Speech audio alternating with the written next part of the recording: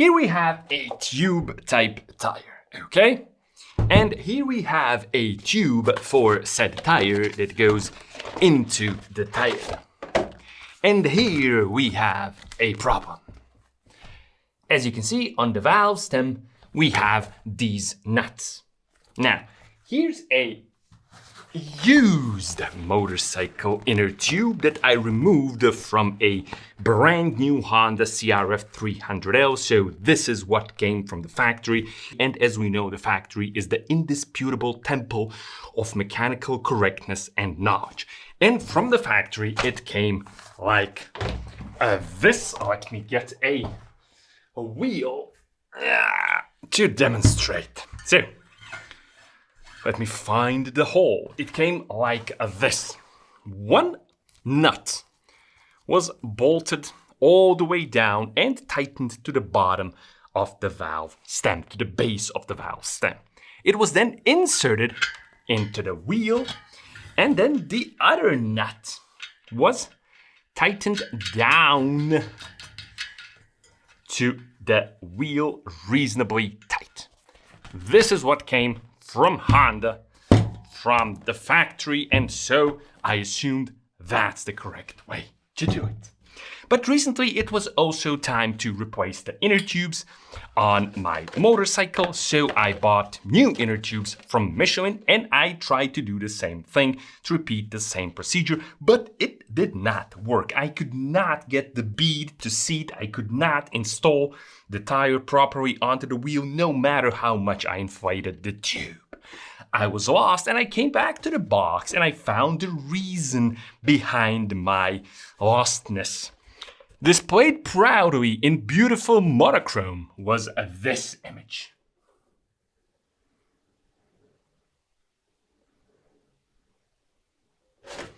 And as you can see, Michelin here is clearly saying that we are not putting any nuts under the wheel. Both nuts go above the wheel. So Honda and Michelin disagree with each other. Two temples of mechanical correctness are saying two different things. But then it got even worse. Because on my other box of my other Michelin inner tube, I found another proudly displayed image, this one. And here the wheel contours are not displayed. We cannot see them as in this image, but it is very clear that there is no space for the wheel to go between the valve stem base and this nut. Now the nut is all the way to the bottom of the valve stem base, which suggests that the wheel should go between the two nuts and not below both of the nuts. So Michelin disagrees with Michelin. Faced with such conflicting information, I was paralyzed. I didn't know what to do. So I did what I always do when I don't know what's the right thing to do. I asked ChatGPT. And here I have the answer from ChatGPT printed out. And it says, as an AI-based language model, go f*** yourself. Faced with this unusually vague answer, I had to do the only other thing possible, and that is to manually browse the internet to find the facts by comparing information from multiple different sources. I know. Of course, within milliseconds, I ended up on the forums, the treasure trove of online credibility. And after spending some time on forums such as Adventure Rider or Thumper Talk, I came to the following conclusion. The higher the number of posts of a forum member, the higher the chances that member has mental and or social issues. Additionally, I realized that consensus on the matter of nut positioning in relationship to the valve stem and the wheel does not exist. There are zealous proponents of every possible approach, even stuff like no nuts at all, giving the valve stem complete freedom to go all the way in and out.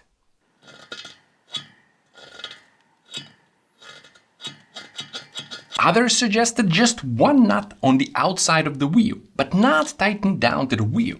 Instead, it's tightened up to the valve cap. Finally, I decided to contact Michelin directly. And here I have the answer from Michelin printed out. And it says, as a global manufacturer and supplier of tires and associated natural and synthetic rubber products, go f yourself. Of course, as any person with an IQ as high as mine, I immediately made the connection. ChatGPT was trained on Michelin customer support employees. It all finally made sense. So I decided that I must keep digging to find the facts. So I watched YouTube videos. I visited KTM and Husqvarna dealerships. I even filmed actual motocross racers.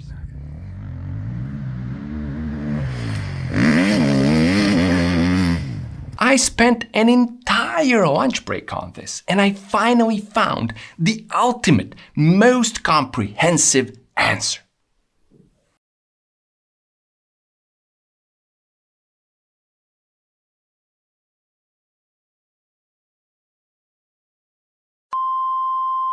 If you are riding on the street and you keep your tubes inflated to the correct pressure, then what Michelin suggests here, which is 2 nuts on the outside, is the correct thing to do.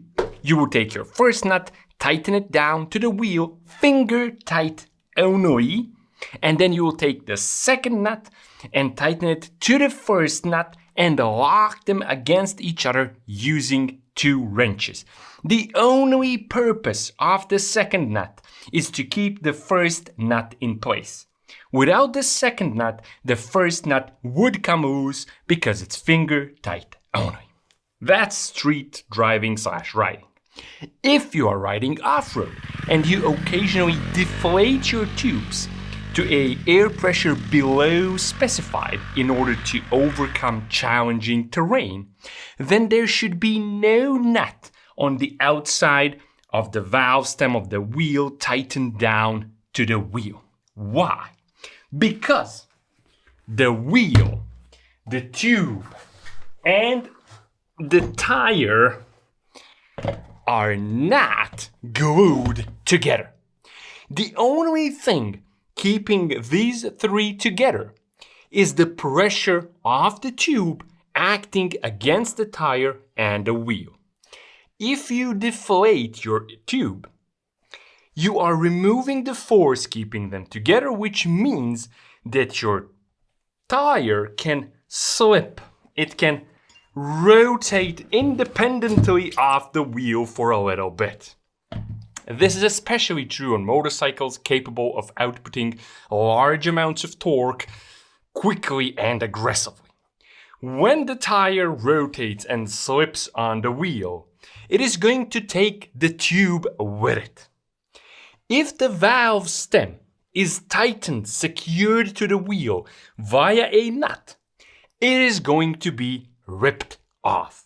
If we remove this outer nut, we are going to give the valve stem some breathing room. We are going to allow for the valve stem to be pulled in a bit into the wheel without it getting ripped off. This will not only save your tube, but it will allow you to have a quick visual cue that tells you that your tire has rotated, it has slipped. It will also allow you to reset the valve stem by deflating the tube, pulling the valve stem back out, and re-inflating the tube. This is also why we take talcum powder or cornstarch or whatever and put it between the tire and the tube during the installation of tires and tubes. This reduces the friction between the tire and the tube and makes it less likely for the tire to pull the tube with it if it rotates independently off the wheel for a bit. However, I'd like to add that I think that KTM, Husqvarna's, GAS, all of them together, Peer Mobility Group, I believe, the approach that they have now, which is no nut at all on the outside, I don't think it's the best approach because it allows the valve stem to be completely pulled inside the wheel. The plastic valve cap will not prevent this from happening. If the valve stem is completely pulled into the wheel, then you have no way of pulling it back out and resetting it without completely removing the wheel from the motorcycle and removing the tire as well. I think the best compromise is to have a nut tightened up there to the valve cap. This will prevent the valve stem from being pulled completely in. It will give the valve stem some breathing room, and it will allow us to reset the valve stem by tightening down the nut and then loosening it back up. And that's precisely what the top nut is on off-road applications. It's a tool. We use it during the installation of the tube into the wheel to locate the tube into the wheel and keep it from coming back into the wheel when we are installing everything and when we inflate the tube. And it's also a tool to reset the valve nut if the tire slips independently off the wheel. That's it. It is not used to tighten down the valve stem to the wheel. Okay, that's a top nut. What about the bottom nut? The one under the wheel on off-road applications. Should we put a nut on the valve stem base under the wheel with off-road stuff? Yes, we should. And the reason is that it makes the connection